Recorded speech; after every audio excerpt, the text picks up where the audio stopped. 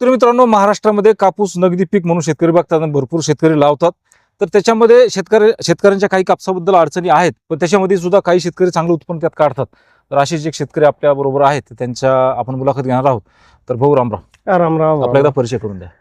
रामेश्वर भानुदास पवार गेवरे बाजार, तालुका बदनापूर, जिल्हा Jalna. Mobile number 8888 31 59 88. तर मागच्या वर्षी जे उत्पन्न तुम्हाला आलं त्याच्या ठळक बाबी आम्हाला सांगा जरा. मागच्या वर्षी कॉटन बाबत जर सांगायचं झालं तर माझ्याकडं राशीची आम्हीच 999 होती आणि मी ती जी गेलो बॅग घ्यायला, तर सेटने सांगितलं बाबा की आमच्या गावातच कृषी आहे, विजय कृषी सेवा केंद्र. ते म्हणे बाबा नवीन जात आलेली आहे आमच्याकडं, तुम्ही एवढी यूज करून पहा. बरं. तर त्यांचं माझं चांगले संबंध असल्यामुळं मी त्या कमी नाही लावतो ना, 10-12 बॅगी लावल्या. बरं. तर ते खरोखरच म्हणजे ते यशस्वी झाल्या, कमी दिवसात आल्या. लोक जे म्हणतात ना कमी कालावधी, मग शेतनं मला सांगितलं होतं बाबा दिवाळीच्या आत तुमचा कापूस घरात येईन. दिवाळीच्या आत कापूस घरात येईन. लेकरा बाळाला कपडे घ्यायला कोणाकडेच पैसे मागायला जायचे बरं. गरजच नाही म्हणे दिवाळीला. शेतकऱ्याची तीच परिस्थिती हा. असते हो, दिवाळी आली म्हणजे. मग ते लावली तर खरोखर दिवाळीच्या आत कापूस घरात गेला आणि कमी खर्चात गेला. पुन्हा दिवाळीच्या आत कापूस घरात कमी खर्चात गेला. 3च फवारण्या झाल्या आपल्या. बरं. उत्पन्न चांगलं आलं. 10-11 क्विंटल 12 क्विंटल पर्यंत उत्पन्न गेलं. शेजारी पाजारी जे आहेत शेतकरी त्यांच्या बदल्यात तुमचं उत्पन्न सरासरी म्हणजे हिला ती येऊन पाहिजे, शेजारी येऊन पाहिजे बघ ही व्हरायटी कशी आहे. याच्या तर 3च फवारण्या झाल्या. बरं. पुन्हा तिच्यावर मवा, तुडतुडे, केसाळ वाण आहे थोडं. बरं. खालून वरून केस असल्या कारण ते किड्यासाठी लय जबरदस्त व्हरायटी. आणखी काय त्याच्या महत्वाची बाबी तुम्हाला झाडाला डेरा चांगला आहे. झाडाला डेरा असून सनी बोंड येतं जवळजवळ तिचं 70 ते 80% बोंड 5 पकडीचं आहे. 5 पकड्याचं बोंड. बरं.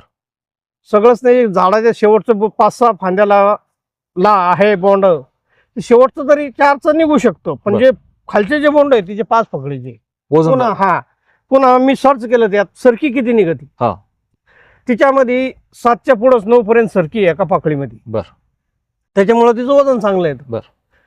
आणि बोंड मोठं असल्यामुळं लेबरचा प्रॉब्लेम येत नाही, काहीच नाही. एकदा लेबर आलं म्हणजे ती बाई पूर्ण यश नाही तर आपल्यावरतून जातच. याचायला सोपं आहे. काही वाहनाचं असं असतं, नाकाला याला त्रास करतात, लक्ष्मी मग येत नाही. हिचं तसं काहीच नाही. बरं. याचायला सोपं आहे. याचायला एकदम सोपं आहे. बरं. व्यापाऱ्यासाठी तर मग असं कापूसच तसा दिसतो तो.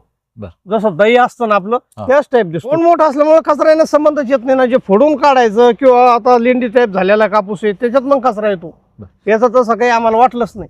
बरं. हे बागायती म्हणून लावलं की तुम्ही कोरडवाहू म्हणून लावलं? नाही, आता ही जमीन आहे जी इच्छातच बागायती सारखीच जमीन आहे. बागायती सुद्धा यंदा पाऊस खूपच बागायती वाण आहे आणि त्यात पाणी वाहत होतं काही पट्ट्यामध्ये आपल्या. अर्धा-पाऊण एकर जी सरकी होती त्यात पाणी वाहत होतं काळ. तरी बी तिथं झाड लागलं नाही, काही नाही व्यवस्थित राहिलं. बागायती वाहनं हे जरा जास्त कालावधीचे असते. मग तुमचं जे तुम्ही म्हणजे दिवाळीच्या आत कापूस घरात हे झालं का? हा झालं ना. म्हणजे हिचं माल धरण्याची क्षमता पण लवकरच आहे ना. म्हणजे एकदाच माल धरून लगेच. बरं. काय होतं दुसऱ्या तिसऱ्या चौथ्या जसं आपण लांब जातो येसनीला, तर तसं त्याच्यामध्ये मग बोंडआळीचा परिणाम होतो. बोंडआळीचा परिणाम आम्हाला याच्यात जाणवलाच नाही ह्या वर्षी. तर बोंडआळीची फवारणी केली का नाही केली? केलीच नाही. मी टोटल 3 फवारण्या केल्या. लावल्यानंतर 20-25 दिवसाला एक फवारणी केली, त्याच्यानंतर 1 केली, बस फायनल 1 केली. मग फवारणीचा विषयच नाही आला आम्हाला. बरं. आता खरीपला आपण एखादं पीक लावतो बरोबर, तर ते आपला उद्देश असतो की खरीप निघल्यानंतर आपलं रब्बी पण झालं पाहिजे. काही वाहन असे असतात बागायती जे लांबचे असल्या कारणानं रब्बी पिकाला अडचण देतात. बरोबर आहे. आता तुमची ही जी मक्का दिसते दाखवा, तर ही मक्का त्यांची ही रब्बीतली आहे. खरीप मध्ये कापूस याच जागेवरती काढून हे जे पीक आहे ह्या जागेवरच काढून आता त्यांची काढणी सुद्धा चालूच आहे. तर ते त्यांनी आता या ठिकाणी खरं सुद्धा. बरं. खरीप नंतर रब्बी व्यवस्थित काढायला काही अडचण नाही आली? काहीच अडचण नाही आली. हा गहू बी त्यातलाच आहे. सरकी कॉटन काढूनच गहू केलेला आहे. ही मक्का तेच काढून केलेली आहे. संगच पेरणी झालेली आहे. पूर्वी आपण जे कापूस लावायचो त्याच्यामध्ये अडचण म्हणजे फायदा असा होता की बोंडआळी नव्हती किंवा मग बोंडआळी होती तरी पण ते फवारणीना जात होती आणि त्या कारणानं लांब पल्ल्याचे जरा ते वाहन होते.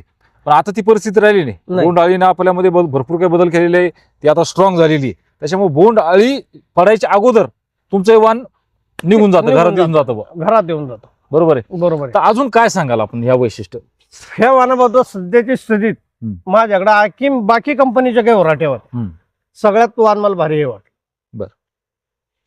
आणि भाऊन जसं सांगितलं अभ्यासू आहे की एका फकडीमध्ये त्यांनी सरकीची संख्या मोजली. सरकी मोठं असणं आणि सरकीची संख्या जास्त असणं म्हणजेच आपलं वजनामध्ये कापसामध्ये वजन भेटणं. नुसतं बोंड मोठं असून पर्याय नाही त्याला, त्यात गोडंबी पण पाहिजे ना. कारण की हे तंतूचं वजन कमी पण गोडंबीचं वजन जास्त असतं. आणि शेतकऱ्याला वजन येणं हे त्या गोडंबीवर असतं आणि ते जर संख्या जास्त असेल तर नक्कीच त्याचं वजन सुद्धा आपल्याला जास्त मिळणार. तर पुढच्या वर्षीचं आता तुमचं नियोजन जे आहे, आता मागच्या वर्षीचं तुम्ही दुकानदारांना सांगितलं तुम्ही लावलं, आता पुढच्या वर्षीचं नियोजन तुमचं कसं आहे? आता पुढच्या वर्षीचं नियोजन म्हणजे याचा जून मध्ये हे येणार आहे जून मध्ये दिवसामध्ये. हा आमच्याकडे 20-22 बॅग राहत्या, तर टोटल 20 बॅग तर ह्याच राहणार. आणि ज्या दुकानदारांना सांगितलं त्यांनी फक्त एकच बॅग लावली होती घरी. मी 10 लावल्या डेअरिंग करून आणि त्याने 1 लावली. त्यांच्याकडे सुद्धा ह्या वर्षी हेच वाण राहणार. कारण त्याला फरक दिसला ना. त्यांच्या बी 15 एकरची लागवड होती. तर शेतकरी मित्रांनो त्यांचा तुमचा एकदा परिचय नंबर नक्की सांगा. परिचय नंबर सांगू का? हो. रामेश्वर पवार गेवरे बाजार, तालुका बदनापूर, जिल्हा जालना. 88 88 31 59 88. यांचं जे शेत आहे हे रोडच्या जवळच आहे आणि आजूबाजूला शेतकरी सुद्धा आहेत. ते जर बघत असतील तर नक्कीच कमेंटमध्ये लिहा यांचा कापूस कसा होता. कारण की बरेच शेतकरी त्यांच्या या कापसाला भेटी देऊन गेलेले आहेत आणि त्यांचा कापूस पाहून सुद्धा त्याचे फोटो सुद्धा मी तुम्हाला बघायला टाकतो.